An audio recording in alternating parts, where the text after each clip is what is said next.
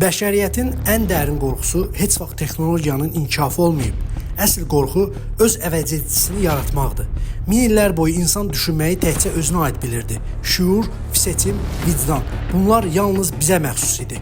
Amma indi bu üstünlüklər süni şəkildə yenidən qurulur.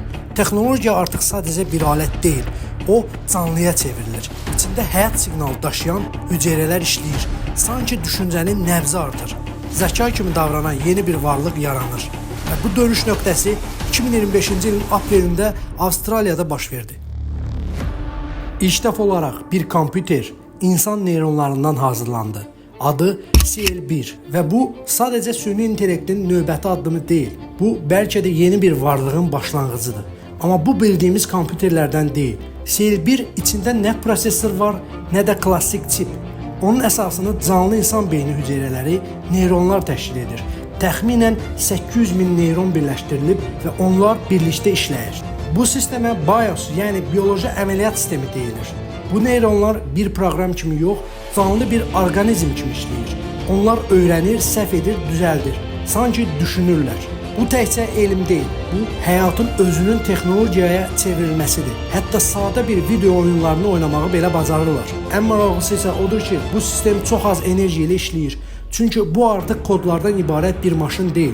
O, bir düşüncənin toxuması kimi davranır. Bu texnologiya bir şey göstərdi.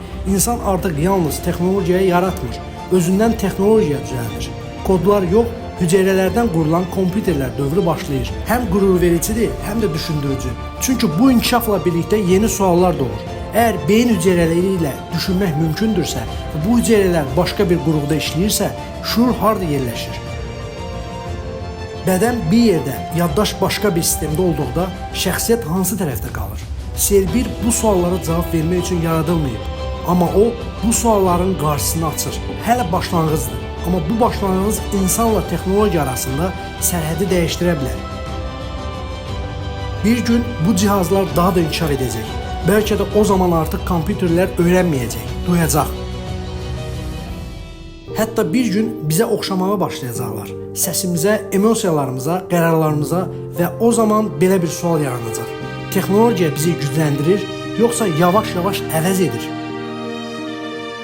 Yeni dövrün aslansında dayanmışıq və qarşıda bizi nə gözlədiyini bilmirik. Yeganə bildiyimiz budur. İnsan texnologiyanı dəyişdirir və texnologiya da insanı. Sonda bir sual qalır.